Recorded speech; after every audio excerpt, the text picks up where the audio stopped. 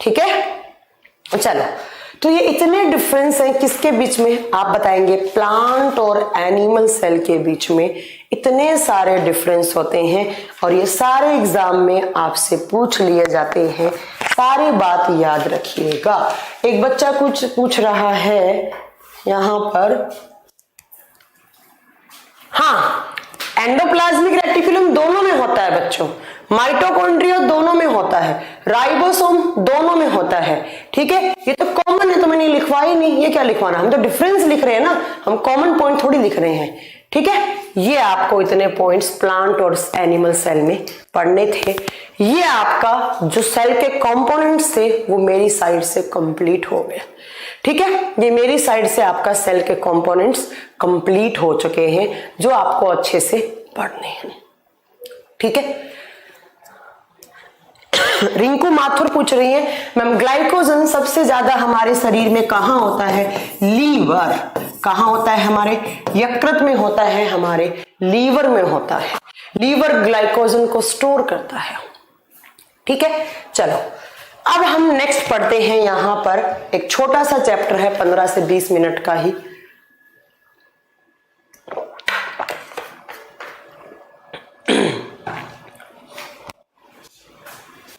ठीक है। अब नेक्स्ट पढ़ेंगे हम सेल डिवीजन। क्या पढ़ेंगे हम, सेल डिवीजन, कोशिका विभाजन। क्या पढ़ेंगे हम, सेल डिवीजन, कोशिका विभाजन पढ़ेंगे हम। सेल डिवीजन पढ़ेंगे, कोशिका विभाजन के बारे में पढ़ेंगे। देखो नाम से पढ़ो, सेल का मतलब कोशिका, डिवीजन का मतलब डिवाइड होने वाली, वो प्रोसेस जिसके थ्रू एक सेल अपने आप को डिवाइड करती है और नई सेल्स बनाती है, उसको आप क्या बोलेंगे, उसको आप सेल डिवीजन बोलेंगे। ऐसे एक सेल थी, ऐसे एक सेल थी, इस सेल को आप बीच से डिवाइड कर दो, है ना, ये सेल डिवाइड हो गई और ऐसे नई सेल्स बना दी। तो जिस प्रोसेस के थ्रू एक सेल अपने सेल, एक सेल है वो अपने आप को डिवाइड करती है और नई सेल्स बनाती हैं, उस प्रोसेस को क्या बोलते हैं, सेल डिवीजन। अब ध्यान से सुनो, मैंने सेल थ्योरी पढ़ाया था, मैंने लिखवाया था कि हमेशा नई सेल्स होती हैं वो किससे बनती हैं, वो पुरानी सेल से बनती हैं। पढ़ाया था ना मैंने कि all the new cells are arises from old cells. नई कोशिकाओं का निर्माण पुरानी कोशिकाओं से होता है। ध्यान से सुनो, मैंने बोला सेल डिवीजन क्या होता है, वो प्रोसेस जिसके थ्रू एक सेल ने अपने आप को डिवाइड किया और नई सेल्स बनाई। भैया जब हम मम्मी के गर्भाशय में थे, हम पेट में थे, मम्मी के गर्भाशय में थे हम, तो हमारे ऑर्गन्स बनना स्टार्ट हुए और ऑर्गन्स किससे बनते हैं, सेल से बनते हैं। तो सबसे पहले एक सेल बनी, फिर 1 2 4 6 8 10 ऐसे बहुत सारी सेल्स बनती गई, बहुत सारी सेल्स बनी। उसके बाद क्या बना, टिश्यूज बना, टिश्यूज के बाद ऑर्गन्स बनना स्टार्ट हुए। तो वो प्रोसेस जिसके थ्रू हमारा निर्माण हुआ है, हमारा पूरा बॉडी बना है, उसी प्रोसेस को क्या बोलते हैं, उसी प्रोसेस को आप बोलते हैं सेल डिवीजन। अब दूसरी बात सुनो आप, दूसरी बात सुनो आप, जो सेल अपने आप को डिवाइड करती है, ये पुरानी होगी, ये ओल्ड होगी, ये क्या होगी, न्यू सेल्स होगी, ठीक है। जो सेल अपने आप को डिवाइड कर रही है बच्चों, उसको क्या बोलते हैं, उसको बोलते हैं पेरेंट सेल। उसको क्या बोलते हैं, पेरेंट सेल या पितृ कोशिका या मातृ कोशिका बोलते हैं। और जो डिवाइड करके नई बना रही हैं उसको क्या बोलते हैं, उसको बोलते हैं आप daughter cells. Daughter cells Hindi में क्या बोलेंगे उसको, पुत्री कोशिकाएं। क्या बोलेंगे उसको, पुत्री कोशिकाएं। तो क्या मैं ये कह सकती हूं कि वो प्रोसेस जिसके थ्रू पेरेंट सेल अपने आप को डिवाइड करके डॉटर सेल्स बनाती हैं, उसको क्या कहते हैं, उसको सेल डिवीजन कहते हैं, ठीक है। उसको कोशिका विभाजन कहते हैं, ठीक है। अब नेक्स्ट पॉइंट सुनो आप ध्यान से, ये जो सेल डिवीजन है अगर देखा जाए तो ये 3 टाइप का होता है, बट मेनली 2 टाइप का होता है, आपको वही पढ़ने हैं, ठीक है। मैं आपको तीनों ही बता देती हूँ, पर मेन जो होते हैं बच्चों वो 2 ही होते हैं, वही आपको पढ़ना है, ये मान लो आप। पहला है एमाइटोसिस। एमाइटोसिस जिसको बोलते हैं असूत्री विभाजन। असूत्री विभाजन दूसरा है यहां पर माइटोसिस, माइटोसिस जिसको बोलते हैं समसूत्री विभाजन, और तीसरा आता है यहां पर मियोसिस जिसको बोलते हैं अर्धसूत्री विभाजन। हमारे बॉडी में ये दो होते हैं, इसलिए हमारी बुक्स में भी ये दो लिखे हुए होते हैं। ठीक है, चलिए फिर सुनो, एमाइटोसिस असूत्री, माइटोसिस समसूत्री, मियोसिस।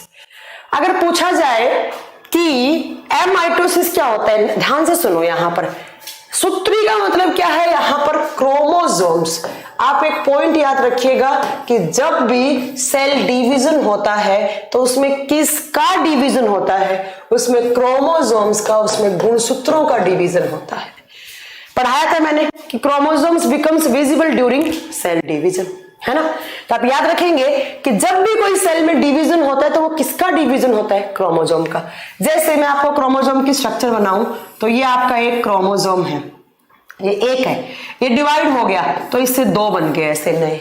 ठीक है, तो क्रोमोसोम्स का डिवीजन होता है यहां पर, तो हिंदी में इसको बोलते हैं सूत्री, गुणसूत्र, सूत्री। देखो अब नाम से सुनो आप ध्यान से, अब नाम से सुनो आप ध्यान से। मैंने बोला असूत्री विभाजन, वो विभाजन जो होता ही नहीं है, जिसमें गुणसूत्र डिवाइड ही नहीं होते हैं।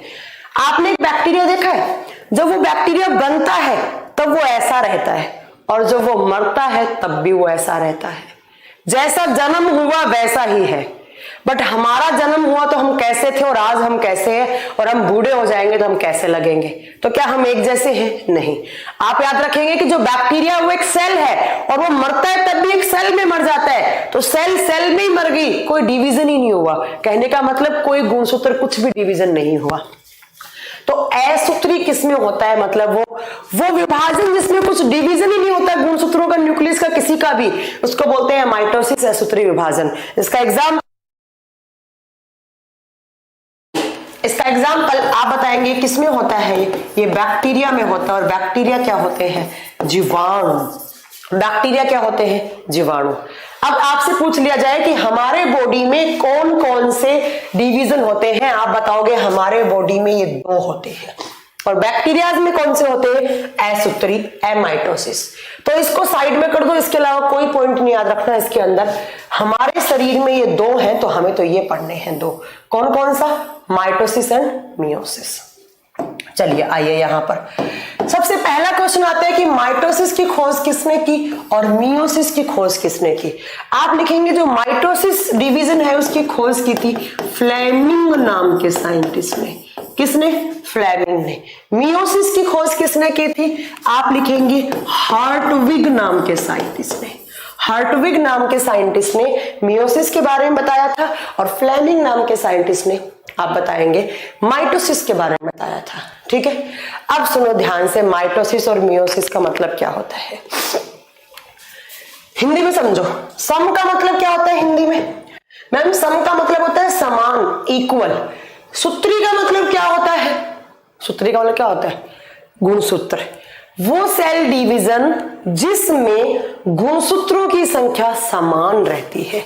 कैसे मैम, देखो ऐसे एक क्रोमोसोम था, ऐसे एक क्रोमोसोम था, और ये दोनों क्रोमोसोम जो थे वो डिवाइड हुए और आगे चलकर दो और बना दिए।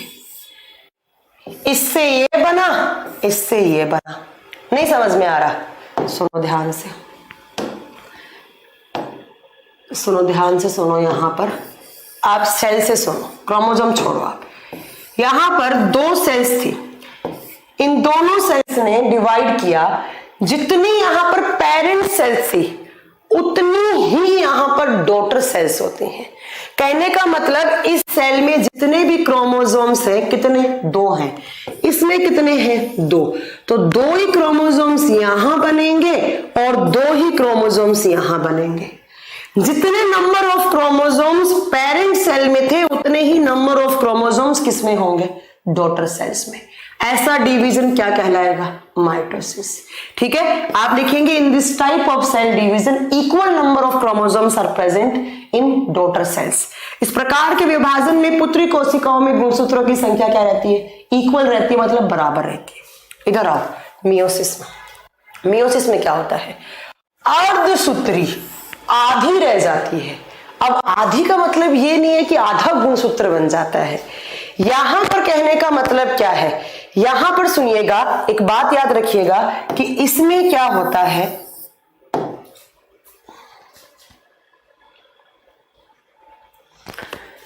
जो माइटोसिस है उसमें ऐसे 2 क्रोमोसोम थे और 2 से कितनी बनी, 2 ही आगे चलकर सेल्स बन गई, ठीक है। जबकि जो मियोसिस है यहां पर ऐसे 2 क्रोमोसोम्स थे, ऐसे 2 समझो आप, 4 से आप कंफ्यूज आएंगे, 2। इसमें क्या करते हैं, गुणसूत्र बीच में से टूट जाते हैं, एक ये पार्ट बना, एक ये पार्ट बना, एक ये पार्ट बना, एक ये पार्ट बना।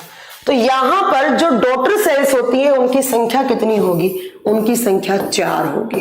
बस यही एग्जाम में क्वेश्चन आता है कि कौन से विभाजन में डॉटर सेल्स की संख्या 2 होती है, आप बताएंगे माइटोसिस में।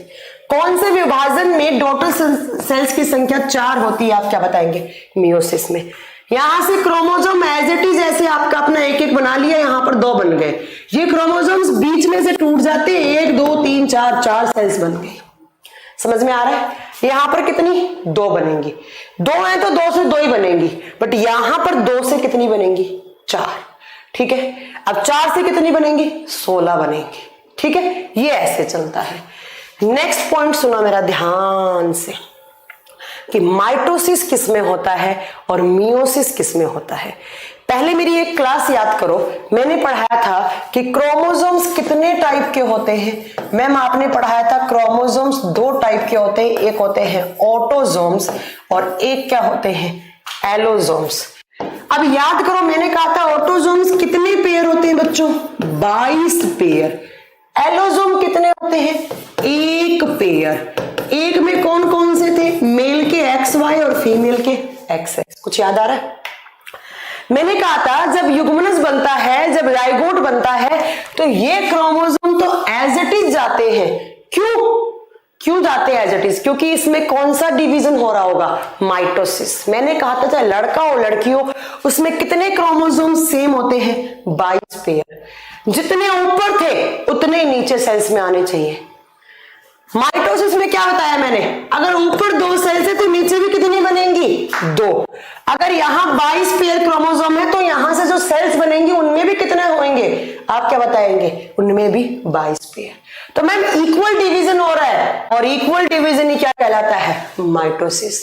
तो ऐसी सेल्स जिनके अंदर ऑटोसोम क्रोमोसोम्स होते हैं उनको कहा जाता है साइंस में सोमेटिक सेल्स। कौन सी सेल्स कहा जाता है, सोमेटिक सेल्स कहा जाता है। फिर सुनो एक बार, जितने number of chromosomes parent cell में होते हैं उतने ही डॉटर सेल्स में जाते हैं, ठीक है।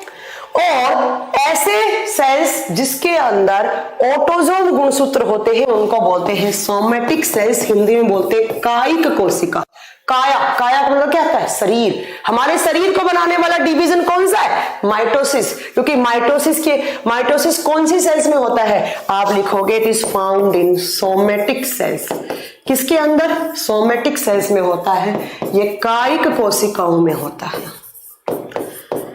कौन सी कोशिकाओं में, कायिक कोशिकाएं कौन सी होती हैं, वो कोशिकाएं जो हमारे शरीर का निर्माण करती हैं, जो हमारे बॉडी का निर्माण करती हैं, हमारे ऑर्गन्स, हमारे टिश्यूज बनाती हैं।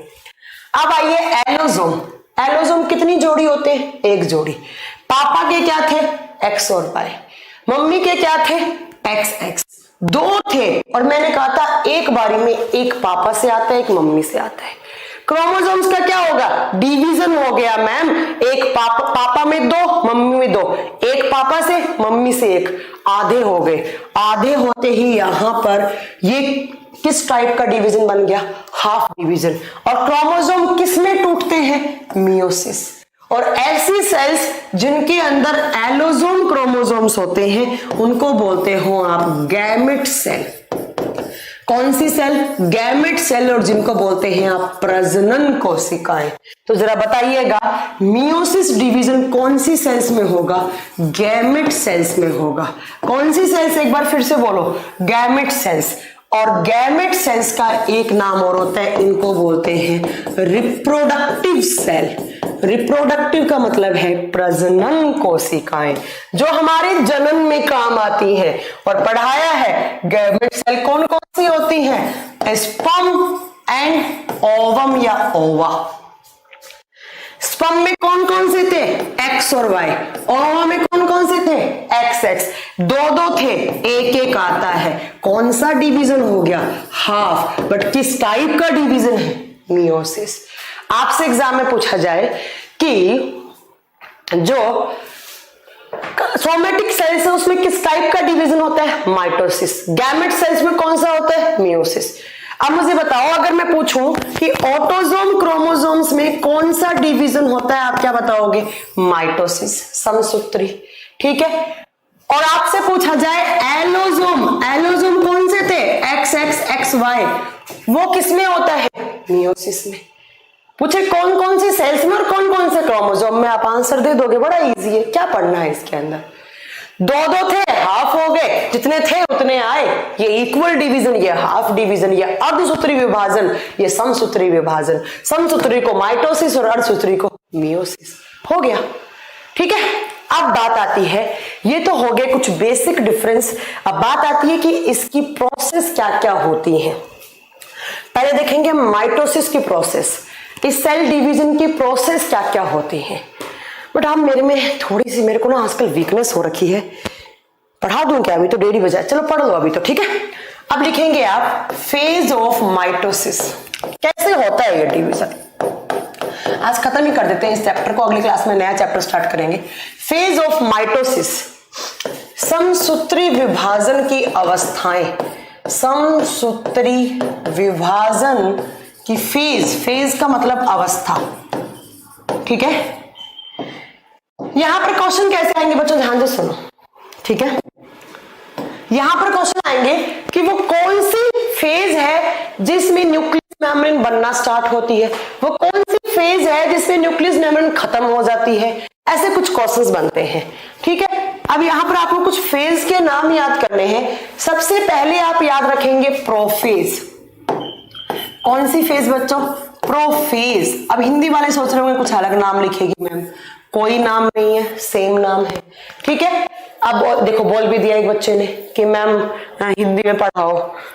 देखो ये आपका सेल है, उस सेल के अंदर आपके ये क्रोमोसोम्स हैं बच्चों, ये क्रोमोसोम्स है।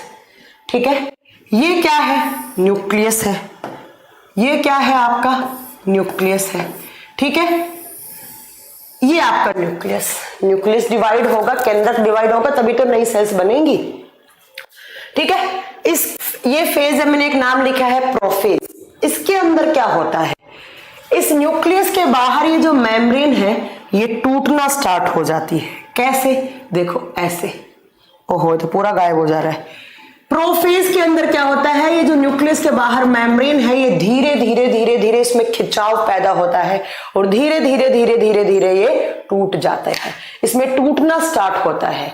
ठीक है। तो आपसे पूछा जाएगा कि पहला पूछा जाएगा कि वो कौन सी फेज है माइटोसिस की जिसमें न्यूक्लियस की मेम्ब्रेन टूटना स्टार्ट हो जाती है। आप लिखेंगे इसके अंदर डिक्लाइन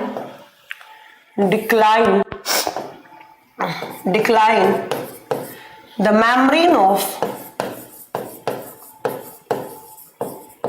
membrane of nucleus। इस अवस्था में, हिंदी में लिखेंगे, इस अवस्था में केंद्रक की झिल्ली, अवस्था में केंद्रक झिल्ली टूटने लग जाती है। केंद्रक झिल्ली टूटने लग जाती है। ठीक है। कौन सी झिल्ली, केंद्रक की झिल्ली लुप्त होना स्टार्ट हो जाती है। कौन सी अवस्था, प्रोफेज। ठीक है। अब इसके बाद आती है बच्चों दूसरी फेज जिसका नाम होता है मेटाफेज। कौन सी फेज, मेटाफेज। हिंदी में कोई नाम नहीं है, इसको मेटाफेज ही कहा जाता है। चलो लिख लो मेटाफेज। न्यूक्लियस की मेम्ब्रेन टूट गई धीरे धीरे, केंद्र की झिल्ली टूट गई। अब क्या होगा, धीरे धीरे धीरे ये जो क्रोमोसोम्स हैं इसके अंदर खिंचाव पैदा होगा। ये मेम्ब्रेन टूट गई।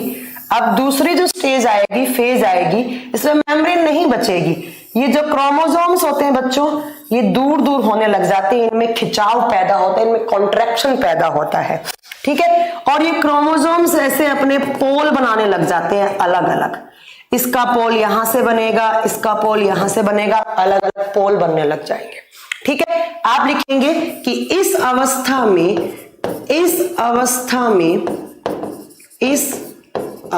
में गुणसूत्रों में खिंचाव पैदा होते हैं। गुणसूत्रों में खिंचाव का मतलब है कॉन्ट्रैक्शन होने लग जाता है, गुणसूत्र खिंचने लग जाते हैं एक दूसरे से, खिंचाव पैदा होने लग जाता है, ऐसे गुणसूत्र एक दूसरे से ऐसे अलग होना स्टार्ट होने लग जाते हैं, ठीक है। खिंचाव पैदा होने लग जाता है। या आप दूसरा पॉइंट क्या लिख सकते हैं, इसमें जो क्रोमोसोम्स है वो अलग अलग प्लेट में डिवाइड हो जाते हैं। आप लिखेंगे फॉर्मेशन ऑफ प्लेट। किसका निर्माण हो जाता है, प्लेट। या ये जो क्रोमोसोम्स अपने अलग अलग पोल बना लेते हैं, क्या बना लेते हैं, पोल का मतलब क्या है, ध्रुव बना लेते हैं। क्या हुआ मैम, सबसे पहले प्रोफेज आया और उसमें मेम्ब्रेन, न्यूक्लियस की मेम्ब्रेन है, उसमें खिंचाव हुआ, न्यूक्लियस की मेम्ब्रेन टूटना,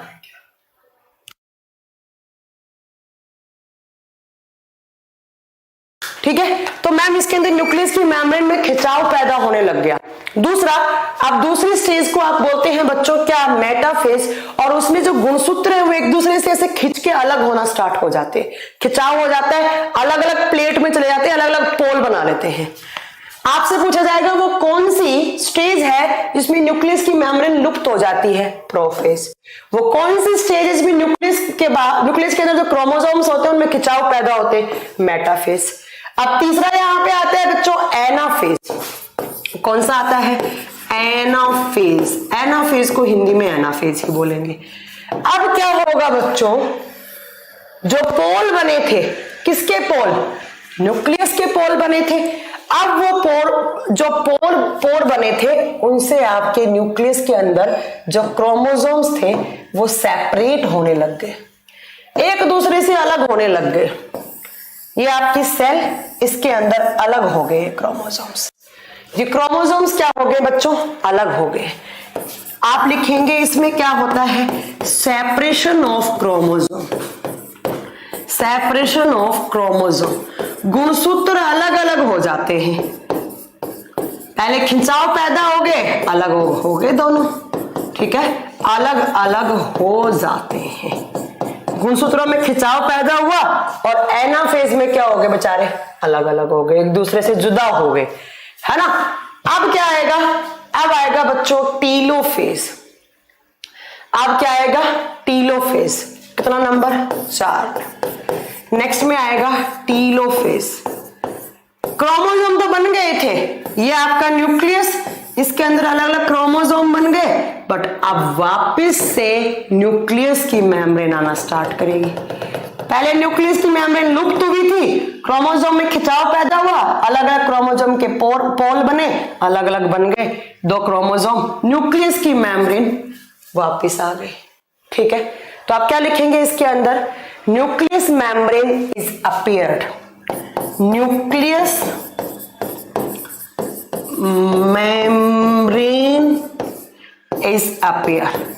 केंद्रक की झिल्ली वापिस आ जाती है, या केंद्रक झिल्ली वापिस बन जाती है। कौन सी झिल्ली बच्चों, केंद्रक झिल्ली बनने लग जाती है। केंद्रक के बाहर जो मेम्ब्रेन थी वो वापस कौन सी स्टेज में बनती है, वो टीलोफेज में बनती है। बता देंगे, कोई दिक्कत है यहां तक, कोई दिक्कत नहीं। अब लास्ट स्टेज आएगी बच्चों जिसको आप बोलते हैं साइटोकाइनेसिस।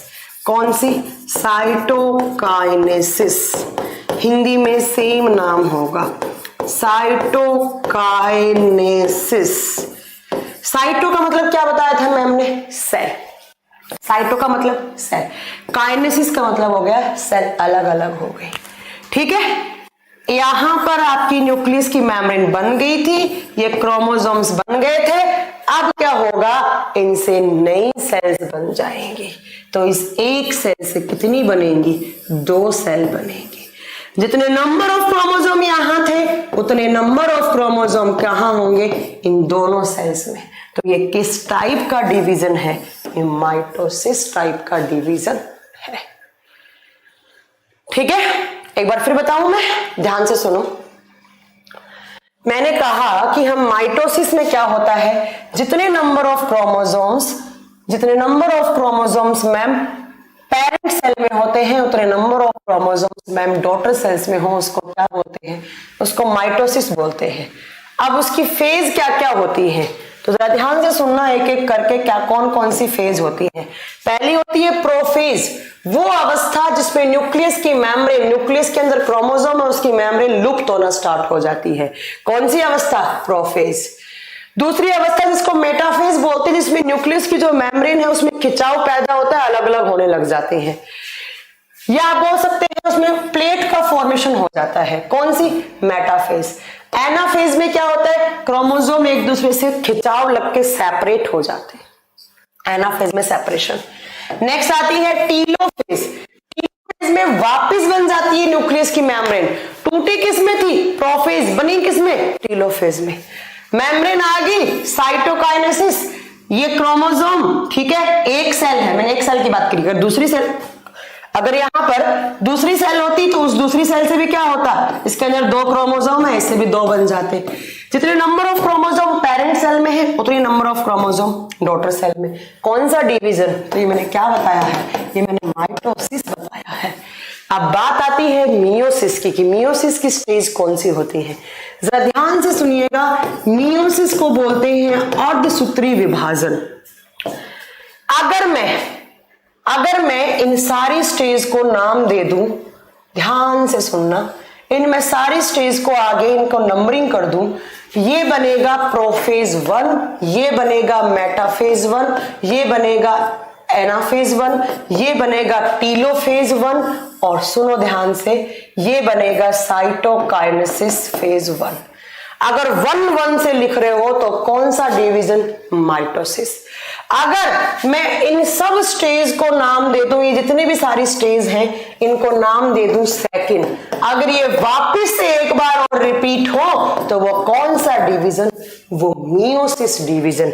और एंड में ये जो साइटोकाइनेसिस है, ध्यान से सुनना, एंड में ये जो आपका साइटोकाइनेसिस है, ठीक है, 5वें नंबर वाला, इसकी जगह आ जाता है डाइकाइनेसिस। माइटोसिस में कौन सा था, साइटोकाइनेसिस। अगर आप क्या कर रहे हैं, मियोसिस, तो मियोसिस में साइटोकाइनेसिस की जगह क्या आ जाएगा, डाइकाइनेसिस। और डाई का मतलब क्या होता है, 2 का मतलब कितना होता है, एक सेल से 2, और यहां से 2-2 बनकर कितनी हो जाएंगी, 4। एक डॉटर सेल्स के अंदर जो 2-2 पेयर क्रोमोसोम थे बीच से टूटेंगे और टूटकर ऐसे 4 नहीं बनाएंगे। तो कौन सा डिवीजन, वो मियोसिस। और इनमें गुणसूत्रों की संख्या कितनी हो जाएगी, हाफ। ये आपका क्या हो गया, मियोसिस हो गया। ठीक है, सेम याद रखिएगा, आपसे पूछे कि मियोसिस में कौन सी स्टेज होती है, एंड वाली आप बताएंगे डाइकाइनेसिस, जिसमें क्रोमोसोम्स आधे आधे होने लग जाते हैं और डॉटर सेल्स कितनी बनती है, 1 से 4 बनती है। ठीक है, चलो ये समझ में आ गया। अब देखो 2 क्वेश्चन आते हैं कि सबसे ज्यादा समय कौन सी स्टेज में लगता है। यहां पर सबसे ज्यादा समय कौन सी स्टेज में लगा, इनमें से कौन सी स्टेज ने सबसे ज्यादा समय लिया, तो आप बताएंगे कि सबसे ज्यादा समय लेती है प्रोफेज। कौन सी स्टेज, प्रोफेज में सबसे ज्यादा समय लगता है। ठीक है, दूसरा आपसे पूछे सबसे कम टाइम कौन सी स्टेज लेती है, तो सबसे कम साइटोकाइनेसिस लेती है। साइटोकाइनेसिस जिसमें सेल डिवीजन होता है, सेल विभाजित हो जाती है, उसमें सबसे कम लगता है। तीसरा एक क्वेश्चन आता है, हमारे बॉडी में जब घाव होते हैं, वाउंड होते हैं, वाउंड हीलिंग डिवीजन कौन सा होता है। घाव भरने में कौन सा डिवीजन होता है, आप बताएंगे माइटोसिस होता है। जब आपको चोट लगती है तो आपकी सेल्स डेड हो जाती है, फिर वापस वहां सेल्स बन जाती है, घाव भर गए, क्योंकि उन जो कुछ सेल्स बची थी उसमें डिवीजन होकर नई सेल्स बन जाती हैं और वहां के घाव भर जाते हैं। घाव भरने में हमेशा समसूत्री विभाजन होता है। ये आपका सेल डिवीजन। एक बच्चा पूछ रहा है एग्जाम्पल ऑफ मियोसिस, हमारी गैमेट सेल्स में जब बच्चा बन रहा होता है हमारी गैमेट सेल्स में, ठीक है, तो उसमें मियोसिस होता है, बता तो दिया एग्जाम्पल। ये आपका सेल डिवीजन, ये आपका साइटोलॉजी का चैप्टर कंप्लीट हो गया, ठीक है। ये आपका साइटोलॉजी का चैप्टर कंप्लीट हो गया मेरी तरफ से। अब अच्छे से पढ़े। एक बच्चा बोल रहा है पीडीएफ पीडीएफ पीडीएफ, एक एक चीज बोर्ड पे लिखिए, अपने हाथ से लिखो, कुछ मेहनत करना स्टार्ट करो। बाकी नोट्स तो यहां से मिल ही जाएंगे, नोट्स तो यहां से दे ही देंगे। अनुज भागत आप बोल रहे हैं मैम पीडीएफ नहीं मिल रहा, थोड़ी मेहनत खुद से भी कर लो ताकि जल्दी याद हो जाए। मैम एक स्मॉलेस्ट पार्ट सेल राइबोसोम होता है दिलीप, आपका आंसर ये है, ठीक है। नोट्स पे मत मरा करो, नोट्स तो मिलते ही हैं यहां से, मैं भी अपलोड करवा दूंगी साइटोलॉजी के, बट कुछ खुद से भी बनाया करो। हाँ, क्रैश कोर्स में सिर्फ प्रैक्टिस होगी और उसका आपको इसके आंसर बताए जाएंगे, ठीक है। चलिए, thank you very much, have a nice day. कुछ अपनी साइड से मेहनत करा करें, ठीक है, मेरी साइड से क्लियर हो गया है। मैम रीजनिंग की भी क्लास होती है और साइंस की भी क्लास होती है, कुछ टाइम एडजस्ट कर दो, ठीक है, हम बात कर लेंगे राहुल, ठीक है। चलो, इसके अच्छे से नोट्स बनाइए, और कोई बच्चा अच्छे से नोट्स बना रहा है हिंदी या इंग्लिश में तो एक बार मैनेजमेंट को प्लीज, जो हमारा 441 वाला नंबर है जो 441 वाला नंबर है उस पर आप अपने अच्छी सी एक पीडीएफ, अच्छे से नोट्स की पीडीएफ बना के भेज दीजिए। मुझे भी अच्छे नोट्स की हमेशा रिक्वायरमेंट रहती है। रितु कुमारी आप नोट्स बना रही है, बच्चा अगर आप बहुत अच्छे बना रही है तो हमारा जो इंक्वायरी नंबर है उसके ऊपर व्हाट्सअप कर दीजिए प्लीज नोट्स, तो मैं वहां से मैं भी ले लूँ अच्छे नोट्स, अच्छी राइटिंग में, ठीक है। बाकी मैं नोट्स अपलोड भी करवा दूंगी। Thank you very much. हम मिलेंगे अगली क्लास में एक नए चैप्टर के साथ, एक नया चैप्टर की शुरुआत करेंगे। चलो bye, take care, take care.